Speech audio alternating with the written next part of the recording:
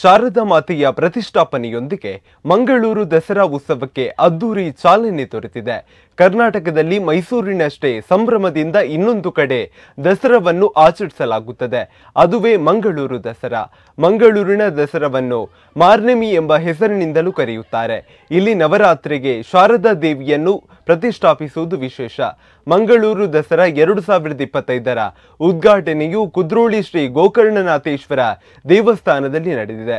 ಧಾರ್ಮಿಕ ಕಾರ್ಯಕ್ರಮಗಳನ್ನು ರಾಮಕೃಷ್ಣ ಮಠದ ಅಧ್ಯಕ್ಷ ಸ್ವಾಮಿ ಜಿತಕಾಮನಾನಂದಜಿ ಮತ್ತು ಬ್ರಹ್ಮಕುಮಾರಿ ಮುಖ್ಯಸ್ಥೆ ಬ್ರಹ್ಮಕುಮಾರಿ ವಿಶ್ವೇಶ್ವರಿ ಜಿ ಅವರ ಉಪಸ್ಥಿತಿಯಲ್ಲಿ ಜನಾರ್ದನ ಪೂಜಾರಿಯವರ ಸಮ್ಮುಖದಲ್ಲಿ ಉದ್ಘಾಟಿಸಲಾಯಿತು.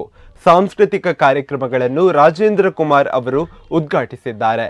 ಬೆಳಗ್ಗೆ 8:30ಕ್ಕೆ ಗುರು ಪ್ರಾರ್ಥನೆಯೊಂದಿಗೆ ಪುಣ್ಯಾಹ ಹೋಮ ನವಕಲಶಾಭಿಷೇಕ ನಡೆದು ಪೂರ್ವಾಹ್ನ 12 ಗಂಟೆಗೆ ನವದುರ್ಗಿಯರು ಮಹಾಗಣಪತಿ ಹಾಗೂ ಶ್ರೀ ಶಾರದಾ ಮಾತೆಯ ಪ್ರತಿಷ್ಠಾಪನೆಯೊಂದಿಗೆ ಪ್ರಾರಂಭಗೊಂಡು ಅಕ್ಟೋಬರ್ 2ರ ತನಕ ಕೇಂದ್ರದ ಮಾಜಿ ಸಚಿವರು ಕ್ಷೇತ್ರದ ಅಭಿವೃದ್ಧಿಯ ರೂವಾರಿ ಶ್ರೀ ಬಿ ಜನಾರ್ದನ ಪೂಜಾರಿಯವರ ಮಾರ್ಗದರ್ಶನದಲ್ಲಿ ಮಂಗಳೂರು ದಸರಾ ಧಾರ್ಮಿಕ ಸಾಂಸ್ಕೃತಿಕ ಕಾರ್ಯಕ್ರಮದೊಂದಿಗೆ ವಿಜೃಂಭಣೆಯಿಂದ ನಡೆಯಲಿದೆ.